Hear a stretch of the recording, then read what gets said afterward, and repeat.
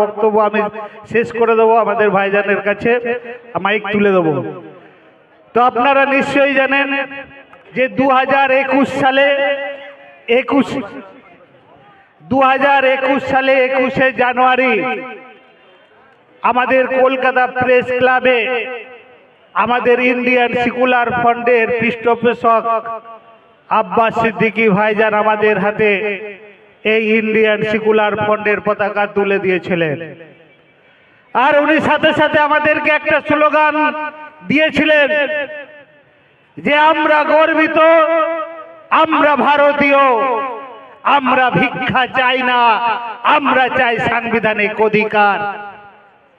তো আজকে আমাদের এই স্লোগানটাকে সামনে রেখে যখন আমাদের ইন্ডিয়ান সেকুলার ফ্রন্ট প্রতি পদক্ষেপ নিচ্ছেন যে সাধারণ মানুষের কাছে প্রথমত সেই বার্তা পৌঁছে দিতে হবে যে আজকে আমরা এই ভারতীয়দের জন্য সমস্ত রাজনৈতিক দলগুলো তারা শুধু সামনে চায়ের দোকানের পোস্টার লাগিয়ে দিয়েছেন আর পেছনে মদের ব্যবসা চালিয়ে গেছেন, কিন্তু সাধারণ গরিব ভারতবাসীর জন্য কিছু হয়নি।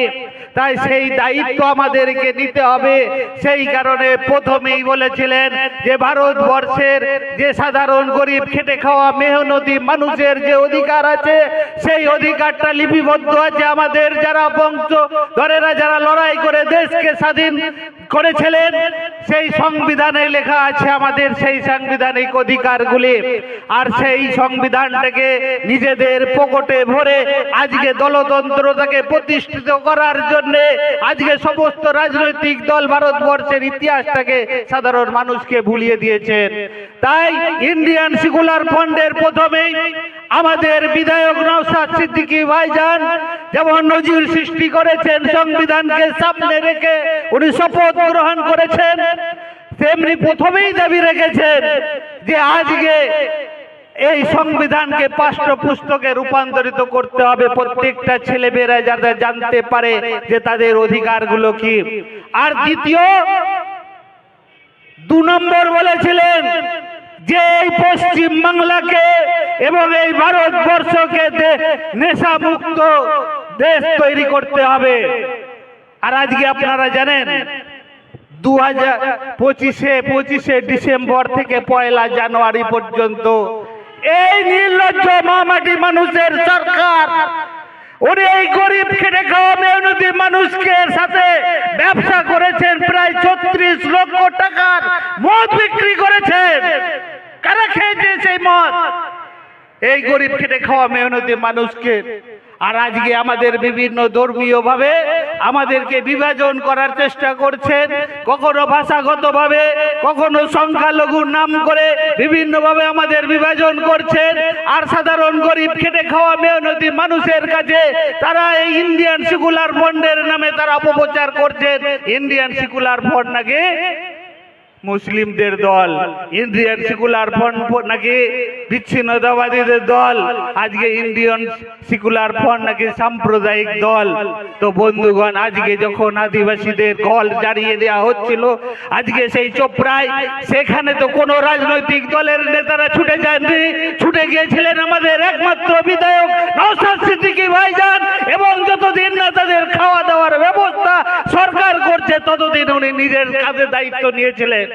সেই কারণে আজকে নওশাদ সিদ্দিকী ভাইজান ইন্ডিয়ান সেকুলার ফ্রন্ট সাম্প্রদায়িক আজকে যখন মাফিয়া এই জমি মাফিয়াগুলো, তৃণমূলের গুন্ডা মাফিয়াগুলো দেউ চাপাচামিতে গরিব খেটে খাওয়া মেহনতি মানুষ আদিবাসীদের বিভিন্ন ছলে বলে কৌশলে তাদের জমিটাকে ছিনিয়ে নিচ্ছেন, সেখানে কোনো এমএলএ এমপি যাননি গো, ছুটে গিয়েছিলেন নওশাদ সিদ্দিকী ভাইজান তাদের জমি বাঁচাবার জন্য। সেই কারণে আজকে উনি নাকি সাম্প্রদায়িক।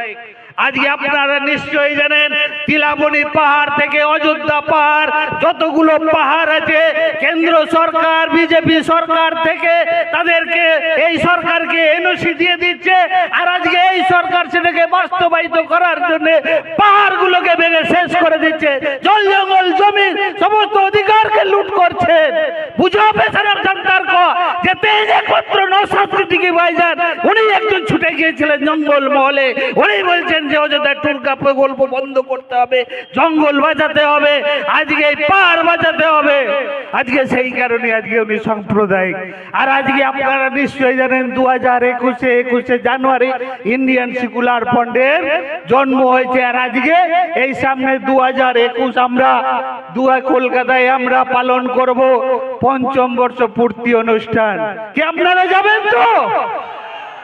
আর এই সরকারকে জবাব দেবেন তো যে একমাত্র নজির সৃষ্টি করেছেন 294 জন বিধায়কের মধ্যে একজন বিধায়ক ইন্ডিয়ান সেকুলার ফ্রন্ট সংযুক্ত মোর্চার, উনি কোনায় কোনায় আজকে বাংলার কোনায় কোনায় এই ঝাড়খণ্ড আজকে সেই ঝাড়খণ্ড পর্যন্ত আজকে ইন্ডিয়ান সেকুলার ফ্রন্টের রীতি আদর্শ পৌঁছে দিয়েছেন। আজকে সেই কারণেই আজকে যুবরাজ যাকে বলছেন এই নির্লজ্জ মাওবাদী মানুষের সরকার, উনি ভাঙরে গিয়ে বলছেন আজকে বিজেপি গোটা বাংলা নিয়ে নেক, তবু ভাঙরকে তৃণমূলের হাতে তুলে দিতে হবে। এর জবাবের জন্য আপনাকে 21 জানুয়ারি যেতে হবে। কি তাই তো? এই জবাব সেদিন দেবো। তাই বন্ধুগণ, আমার বক্তব্য আর করবো না। আমি ভাইজানের কাছে তার বক্তব্য শোনার জন্য আপনারা অপেক্ষা করছেন, ওনার কাছে তুলে দিলাম। নিজেদের তুলে নিতে হবে, সেটা গণতান্ত্রিক উপায়ে আমাদেরকে লড়াই করে ছিনিয়ে আনতে হবে। আমাদের ইন্ডিয়ান সেকুলার ফ্রন্টের প্রাণ পুরুষ প্রতিষ্ঠাতা আব্বাস সিদ্দিকী ভাইজান বলেছিলেন, অধিকার থালাই করে সে দেওয়া যায় না, অধিকারকে ছিনিয়ে আনতে হয়। তাই জন্য আপনারা কি 2026 সালে সেই ক্ষমতাকে ছিনিয়ে আনার জন্য প্রস্তুত তো? প্রস্তুত তো? আপোষ না সংগ্রাম, আপোষ না সংগ্রাম, আপোষ না সংগ্রাম। এই নওশাদ সিদ্দিকী মহাশয়ের একটা চ্যালেঞ্জ করেছেন যে আমাদের আজকের অধিকার সমাবেশের প্রথম একটি হেডিং এর মধ্যে রয়েছে ওয়াকফ আইন 2025কে বাতিল করতে হবে। সেই ওয়াকফ আন্দোলনের যখন এই দুদেল গায়রা অর্থাৎ এই মুসলমান সমাজ যাদেরকে টিএমসি কে বেশি ভোট দেয়, সেই সমস্ত দলে সেই সমস্ত সম্প্রদায়ের যে মসিহা সাজতে চান মমতা ব্যানার্জি, যখন এই মুসলমান সমাজ পাড়ায় পাড়ায় গ্রামে গ্রামে গঞ্জে গঞ্জে যখন আন্দোলন করছিল, তিনি বললেন যে আমার থেকে বেশি কেউ খারাপ হবে না, বেশি গুলোগুলি করবেন না। আজ মহাশয়াকে বলতে চাই, আজ কেন আইনটা লাগু হলো তার জবাব, তার আইনটা ইঞ্চিতে ইঞ্চিতে জবাব এই 2026 সালের ভোটে আমাদেরকে বুঝে নিতে হবে। সেই রকমভাবে আমাদেরকে প্রস্তুত হতে হবে। এবং এই স্বাস্থ্য শিক্ষা তো পশ্চিমবঙ্গে প্রায় 25,000-এর বেশি প্রাইমারি স্কুল বন্ধ হতে চলেছে। শুধু তাই নয়, এই আরামবাগের বুকে, এই আরামবাগের প্রাণ কেন্দ্রে আমরা স্টুডেন্টস ফ্রন্ট 2024 সালে একটা স্কুলে গিয়েছিলাম। সেই স্কুলের নাম হলো Arambagh junior girls basic high school, Arambagh Pratul বাজার যাবার আগে। সেইখানে 850-র মতো ছাত্রছাত্রী আছে, সেখানে পর্যাপ্ত পরিমাণে শৌচালয় নাই। আমরা যখন সেখানে যাই আমাদেরকে তারা দেখতে পারেন, তাদেরকে আমাদেরকে ঢুকতেই দেয় না, কারণ যে শৌচালয় আছে তা ব্যবহারযোগ্য নয়। এমনকি মহিলারা যে পেচ্ছাপখানা করবে, সেই প্রস্রাব করবে, তার দরজা পর্যন্ত নাই। এ আবার কেমন রাজ্য? বেশি আবার বলছেন যে ঘুগনি বিক্রি করতে। আমরা তাহলে এতদিন কি পড়াশোনা ঘুগনি শেখার জন্য? পনির দিয়ে ঘুগনি করতে হবে না, খাসির চর্বি দিয়ে ঘুগনি করতে হবে, তার জন্য MA BEd করেছি আমরা। আবার ভাইপো নাকি বলছে ভাঙরকে জিততে হবে। ভাঙর পরে জিতবেন, ভাঙর আগে যে নিজের জায়গায় নিজে সামলান, আর নচেত পিসিকেই ভাঙরে পাঠিয়ে দেন। কত ক্ষমতা আছে সেইখান থেকে উদ্ধার করুন। এই আরামবাগ পরিবর্তনের দিশা দেখাবে। একদিন বাংলার দিশা দেখাতো এই আরামবাগ থেকে। এই আরামবাগই পথ দেখাবে। মাথা উঁচু করে শিক্ষা চলতে হবে, উঁচু করে মাথা নিচু করার জাতি নয় এই আরামবাগের মানুষ। এই কথা বলে আমি আমার বক্তব্য শেষ করব।